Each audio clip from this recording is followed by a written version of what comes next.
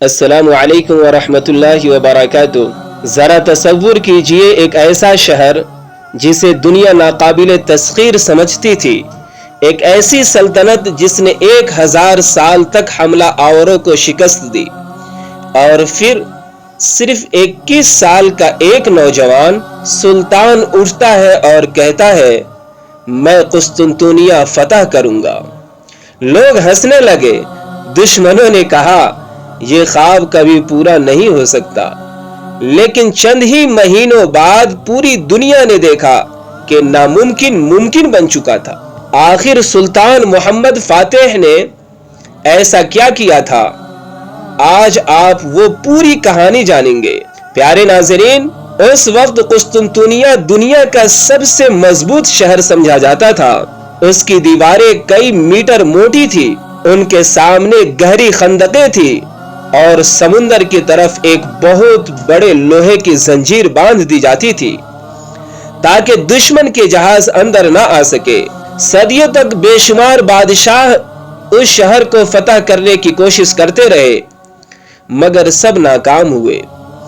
لیکن مسلمانوں کے دل میں ایک خاص جذبہ تھا، کیونکہ رسول اللہ صلی اللہ علیہ وسلم کی ایک مشہور بشارت ہے کہ قسطنطنیہ فتح ہوگا اور اس کا امیر بہترین امیر ہوگا اور اس کا لشکر بہترین لشکر ہوگا۔ اس بشارت نے کئی مسلم حکمرانوں کو اس مقصد کی طرف راغب کیا۔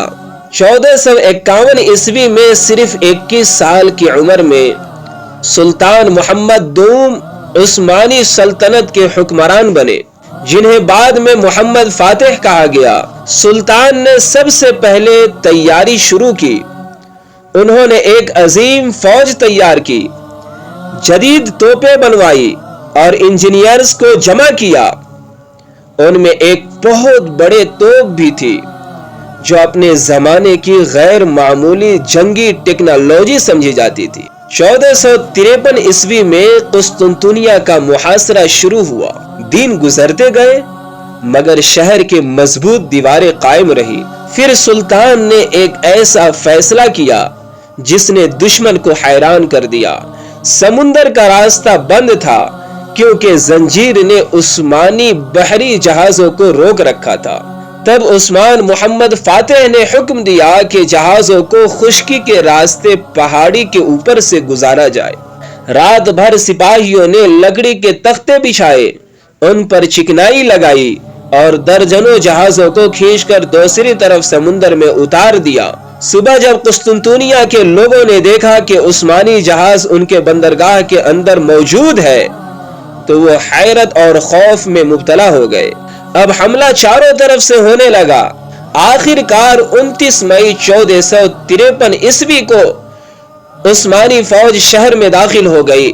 تقریباً 1000 سال پر محیط بازنطینی سلطنت کا خاتمہ ہو گیا۔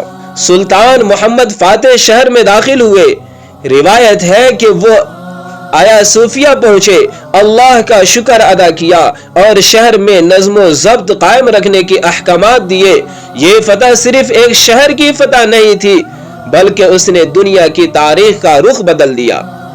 بہت سے مورخین 1453 عیسوی کو قرون وسطی کے اختتام اور نئے دور کے آغاز کی اہم علامتوں میں شمار کرتے ہیں۔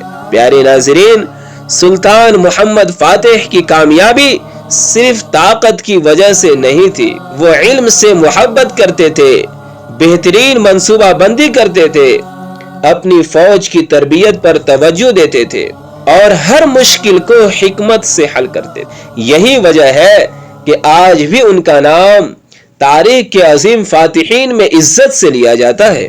اگر آپ چاہتے ہیں کہ میں اسلامی تاریخ کے ایسے ہی سچے اور دلچسپ واقعات لے کر آؤں تو پلیز ویڈیو کو لائک کریں، شیئر کریں اور چینل کو ضرور سبسکرائب کریں۔